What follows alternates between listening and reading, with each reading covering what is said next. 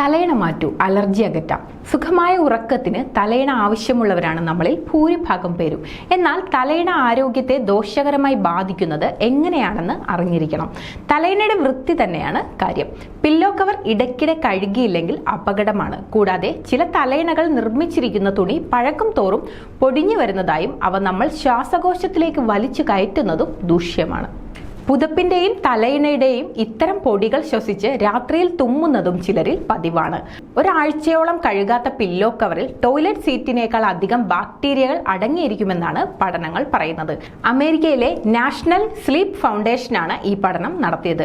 വൃത്തിയില്ലാത്ത തലയിണ അലർജികളും ശ്വാസകോശ രോഗങ്ങളും വർദ്ധിപ്പിക്കും. ആസ്മ, തുമ്മൽ, കണ്ണിൽ നിന്ന് വെള്ളം വരൽ, ശ്വാസതടസ്സം, അലർജി പ്രശ്നങ്ങൾ കൂടാതെ ചർമ്മ പ്രശ്നങ്ങൾ, മുഖക്കുരു, താരൻ പോലെയുള്ള ശിരോചർമ്മ പ്രശ്നങ്ങൾക്കും ഇത് കാരണമായേക്കാം.